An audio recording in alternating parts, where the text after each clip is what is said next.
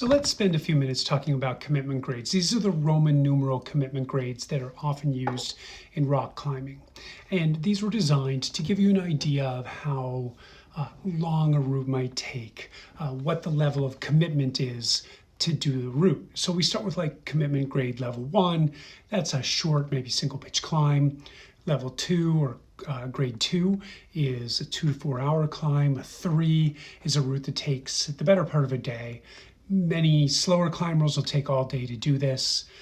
4 is a route that takes all day for most people. Some might bivy on it. A 5, of course, is a route that takes more than a day. A 6 is a multi-day climb. Several bivies on the route, quite technical. A 7 is going to be something really, really big and audacious in nature. So for a grade 1, think about sport climbing, think about single pitch routes like this over here at the Cowlick Crag, here at Red Rock Canyon in this picture. For a grade 2, think about like the Lost Horse Wall in Joshua Tree National Park. 2 to 3 pitch routes. Often people are doing 2, 3, 4 routes in a day on a wall like this. Grade 3s, we're looking at, stuff like the Snow Creek Wall in the Pacific Northwest. Things that are 7, 8, 10 pitches. But that, if you're moving at a reasonable pace, you're still going to get back to the car in plenty of time to go out to dinner. Maybe the most well-known grade 4 that, maybe the most people have climbed is Epinephrine in Red Rock Canyon. 15 pitches. Oftentimes people are taking 12-ish hours to go car to car. Of course, there are going to be slower parties that end up bivying on it, and there'll be fast parties that just race up and race down. So there is some subjectivity to all of this. Sticking with Red Rock Canyon, we can think a little bit about something like the Resolution Arête on Mount Wilson. 20 some odd pitches. Most people end up bivying on it, not all. Some get up and go down, especially if you know the descent well.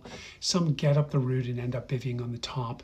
But this is where things are getting kind of long, and you really need to be moving fast in order to do it in a day. Do people do these in a day? All the time. But for the average party, it's going to take well over 12 hours to get up the route.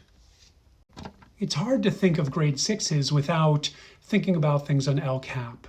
Something like the nose might be the most classic grade 6, something that for most parties is taking 3 to 5 days to get up and down the mountain. Generally though, when we're looking at commitment grades, we are only looking at the route. This is one of the problems with commitment grades, is that they're looking at how long the route itself takes. They're often not looking at approaches or descents. This is why commitment grades can be sometimes a bit of a problem, because it's very rock climbing oriented. It truly was initially developed in Yosemite to think about these big walls. And when we think about grade 7, we're thinking about big remote objectives, something like the Great Tranco Tower. We're talking about things off in the middle of nowhere. They're going to take more than a week to do in most cases. 10 days of suffering is what one article says. Some say over 5 days. It's kind of all over the board, but it is quite a long way out with a lot of work. It really is true expeditionary climbing. But as stated, commitment grades can be problematic. They don't work for everything, but they work pretty well when you're thinking about specifically rock climbing routes and how long you're actually going to be en route.